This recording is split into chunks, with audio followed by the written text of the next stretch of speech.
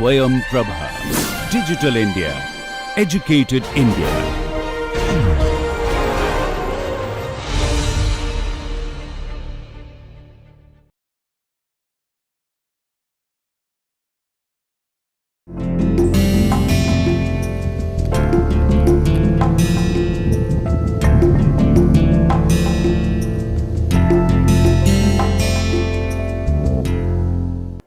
Good morning. Welcome back to the course Product Design and Manufacturing. We are in the final weeks of this course. So, I am taking rapid prototyping in this module. So, till now about rapid prototyping, I have discussed that what is rapid prototyping, why it is rapid, what is a prototype, how rapid prototyping is related to additive manufacturing, how it is related to concurrent engineering, and the various kinds of prototype shapes. Then we have discussed about a general procedure of rapid prototyping. Now, I would like to discuss certain processes, rapid prototyping processes. So, I am Dr. Amandeep Singh. In this lecture, we will discuss rapid prototyping processes. First, I will talk about the classification of rapid prototyping processes. Then we will discuss various kinds of prototype processes, processes involving a liquid, processes involving a solid, and processes involving discrete particles. In liquid, the major or the common process, very popular process is stereolithography.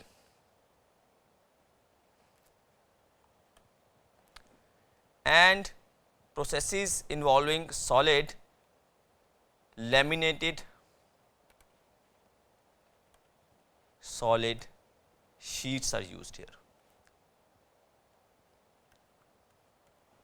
For processes involving discrete particles, one of the very popular processes SLS, that is selective laser sintering. However, we will not keep our scope of discussion limited to these processes only. We will also try to cover the other processes which are there in market. So, I will start with my classification thing. Rapid prototyping can be classified into two ways. First, material addition and material removal. Actually, these three are the materials I would have to mention. Liquid, solid, and discrete particles are the kinds of materials. So, here liquid, discrete particles and solid sheets, these three kinds of materials are used, and we can see the most of the processes which are there use liquid material. So, this liquid material is mostly the resin that solidifies after a bonding material is mixed with it, or it solidifies by using UV rays or laser heat. So, these are specific liquid material processes here. Then we have processes which use discrete particles. In specifically, we have fusing of particles by laser. Here the most popular process is selective laser sintering. Then also we have in discrete particles joining of particles with a binder. The discrete particles are there in a powder form. When these are mixed with the binders, after some times the materials get solidifies. So, this is 3D printing and other processes are there. Then we have solid sheets, bonding of sheets with adhesive. We have this process LOM, that is laminated object manufacturing.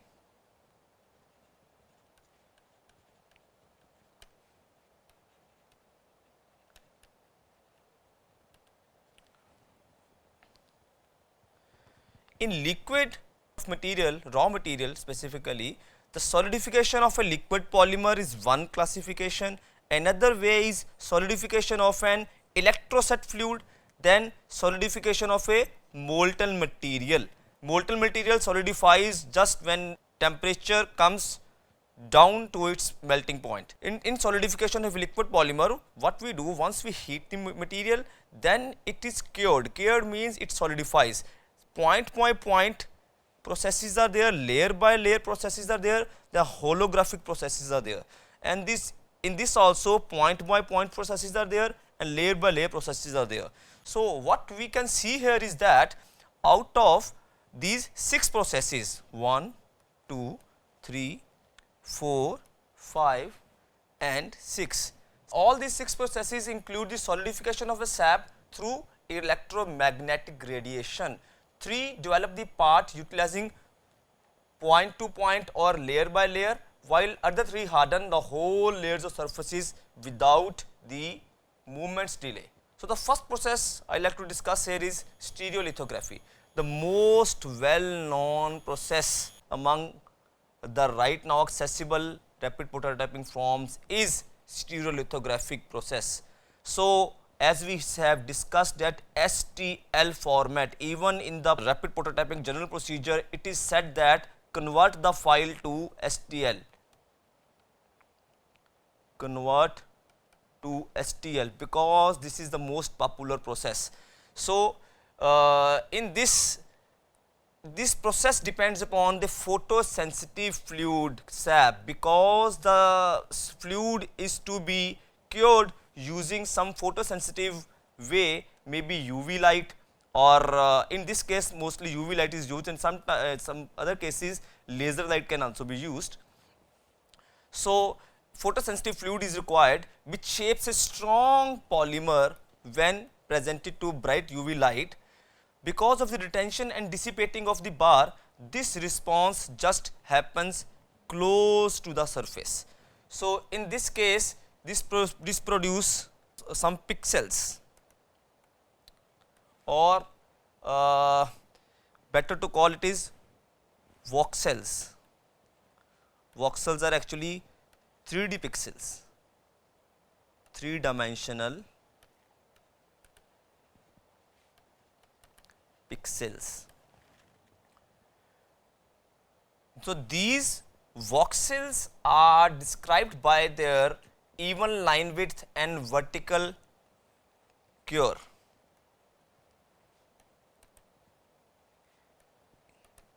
Even line width and vertical cure depth. So we will see how this process works. So a typical stereolithography machine comprises of a manufacturing stage, that is substrate, which is mounted on a vat of a gum. The primary layer of the part is imaged on the gum surface by laser. So in this, a vat of gum is there, also a UV source is there, mostly helium, cadmium or argon particle laser are used.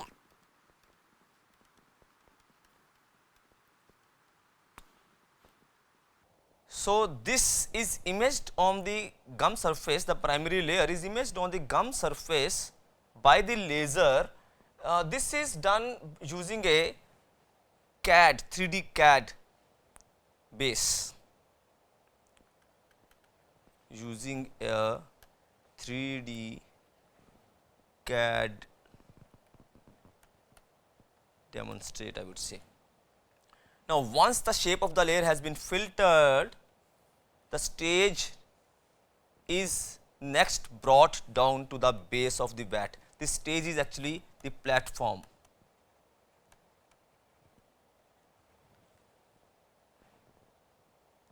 Now in this case, it is to be kept in mind that the end goal here is to coat the part altogether. The part is coating, I would put here, coating is done altogether, that is whole part coating. So it is then raised with the end goal that the cemented part is level with the surface, and a sharp edge wipes the sap so precisely that one layer thickness stay over the part. So when I say sap here, I specifically mean the resin, that is my liquid. The part is then brought down to 1 layer thickness underneath the surface and left until the point that the fluid has settled. Now the following layer then may be filtered. Now let us see the apparatus here. So this is an apparatus. Here we have a laser and the mirror system. The platform elevator is here. Now the mirror system is diverging my laser, focusing my laser to the point where it is required, and the laser is the source that would help to cure the resin, and the platform can be elevated or maybe brought down. So what is happening if I say this is my platform and this is the part that is to be made. So what happens? First the platform is at this height and 1 layer thickness is first cured. Now in the second step the platform is brought down. This is my, I will put another color here, this blue color is my platform. After curing, the platform is brought down by 1 layer.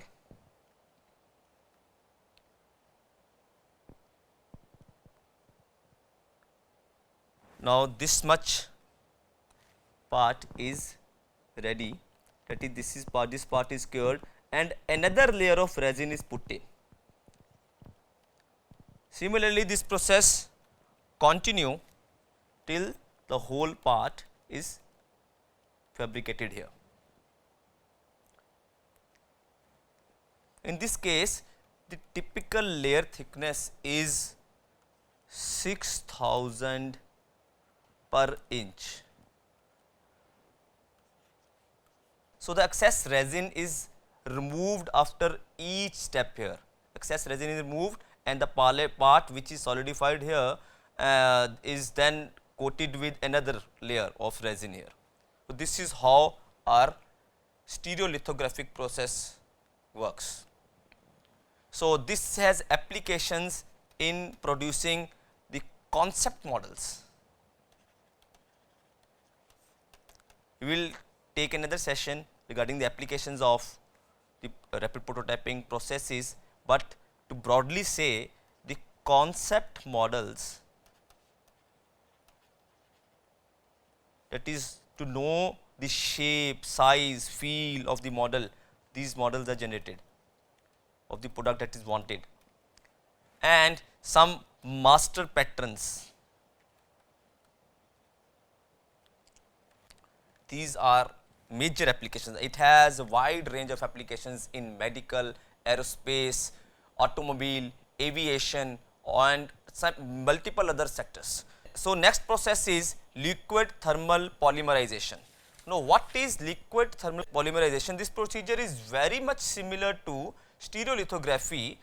Aside from that, the sap, that is the resin, is the thermosetting and an infrared laser is utilized to make the voxels here. So this distinction implies that the span of the voxels might be influenced through warmth scattering because of the laser, which can likewise cause undesirable contortion, furthermore shrinkage in the part. So this complexity is involved here.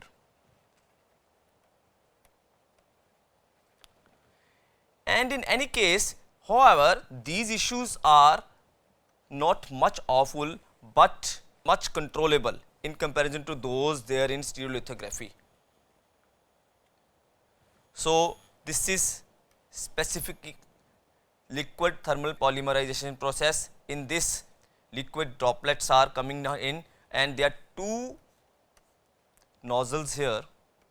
One is our object material, object or main material, another is support material. So what happens once this object is produced using this object material, the support material is just to provide the support. For example, this part could not be constructed, this height could not be attained unless we have this support here, this much support here. After this much support only this object could be put here. Now, the extra material would be removed using this milling head, and the particle collector would collect the removed support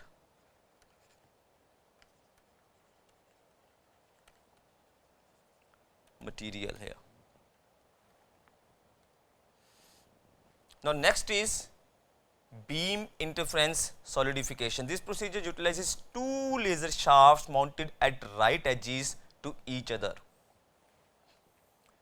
which emanate light at various frequencies to polymerize gum in a straightforward vat.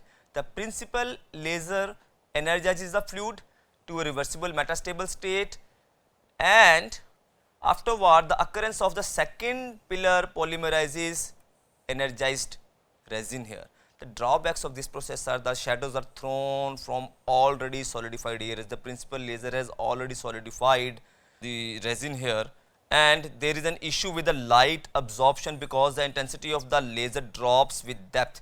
It is also difficult to converge the laser pillars because of diffraction varieties in the gum caused by temperature inclinations or strong areas. So, this is the kind of our beam interference solidification. Two lasers are at right angles. One is the primary laser, another one is the secondary laser. Now, next is solid ground curing.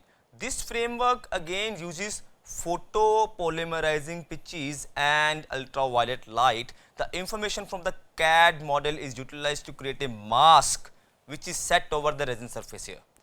So, the whole layer would then be able to be heated up with an effective UV light. Once the layer has been cured, the extra resin is wiped away. Now, because the whole layer will be heated up with an ultraviolet light, this implies that the gum is completely cured and no post curing is required. The gum is completely cured here.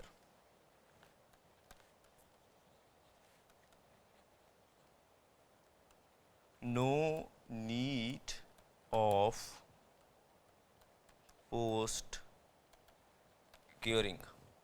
So, the layers are, when the layers are cured, the extra resin is wiped away, and any spaces, if there are like void spaces here, are then coated with or filled with wax.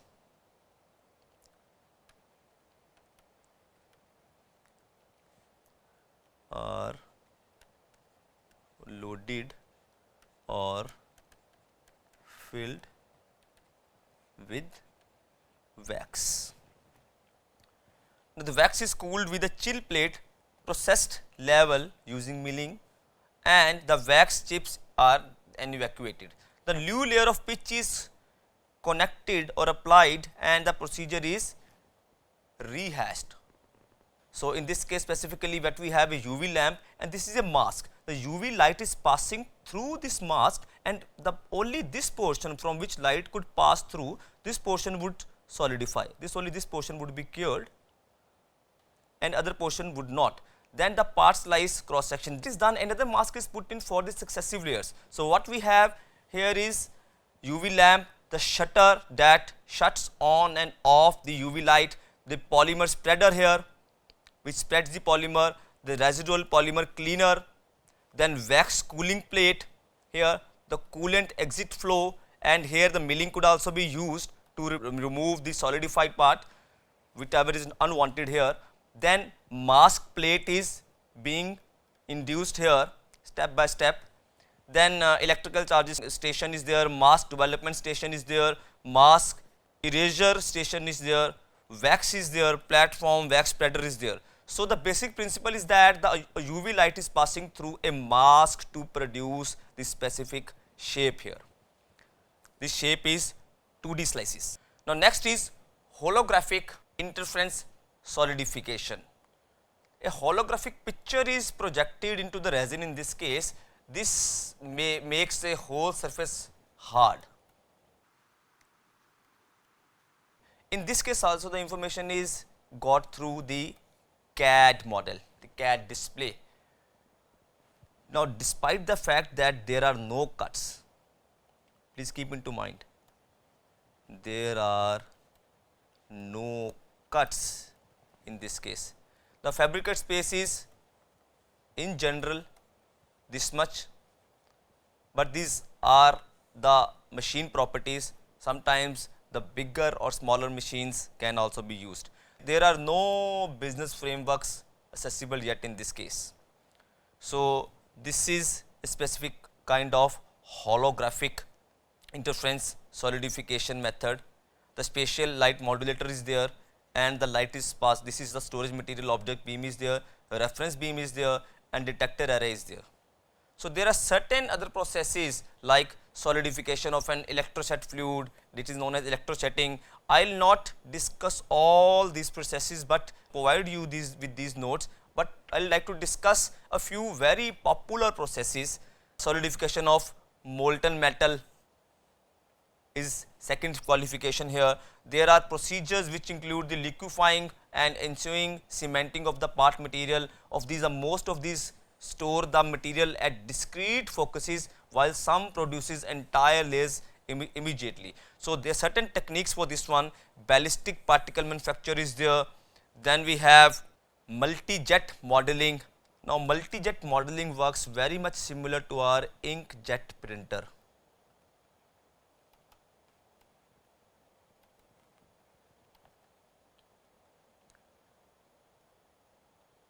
Now most of you might have seen how does inkjet printer work. So it has certain planes arranged in a state cluster and it does the printing. So this is the same way this process produce a 3D part. Now in multi-jet modeling machine constructs models utilizing a stage change printing, yet connected in 3 measurements like an inkjet printer here. The print head involving 300 to 400 planes arranged in a straight cluster fabricates models in a progressive layer, every individual stream storing an exceptionally created thermopolymer material as it were where needed. The laser thickness is of the order of 40 micrometer. This is the typical value. Now the multi-jet modeling head transports forward and backward along with x-axis like a line printer. So it just transfer the material like an inkjet printer, and the stage is moving. This stage is moving, it is just transferring the material in this way. So on the off chance that the part is more extensive than the multi-jet head, the stage repositions, that is y-axis, may also be used here. Now at the point when the layer is finished, the stage is then moved far from the z-axis, which starts to make the following layer, the next layer here. At the point where the manufacture is finished, the bolster structures are gotten over to complete the model. So this is a kind of multi-jet modeling machine in which we have this platform. This is z-axis. Z-axis is only moved once the layer is complete, and this is the cooling air here is provided, material is provided by this nozzle here, and steering is there to move this one, and heating is also done to heat the material to deposit it one here. Then dye is there also to let the material pass through. Then liquid material is there, solidified surface is there, then these supports are there to support the object material here. Then building platform, completed part, this is the part that is being produced here. This material is being deposited here. The cooling air is cooling the part.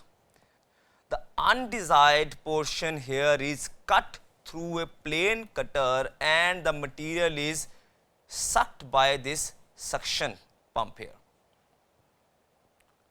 Now next is fused deposition modeling. This one also comprises of a versatile head which stores a string of liquid material onto substrate. So please go through this as well. In this case, what we have this pool of the build material and this support material. This is support and build material. Build material is my main object, and this is just removable. The light blue color is here is removable support. So these pools are provided here, and these extrusion nozzles are there that are supplying the material to my platform here, it is my workplace. Then foam base is always there, and build platform can move up and down here. While fabricating, build platform moves down layer by layer. So in this case, in the nozzle head, we have support material filament. These are filaments. Dark blue is my build material, light blue is my support material. So drive wheels are there that push the material through the nozzle. Liquefiers are there that liquefies the material here, which is then solidified further. So three-dimensional welding. Three-dimensional welding framework utilizes a bend welding robot to store material on a stage as basic shapes. This may be then incorporated with more complex structure.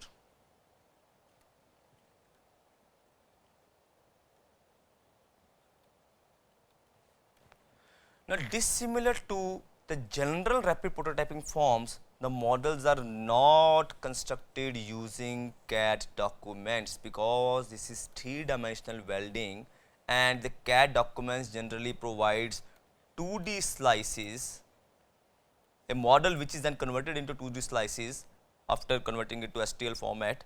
So this does not use this. A few issues still stay to be explained here.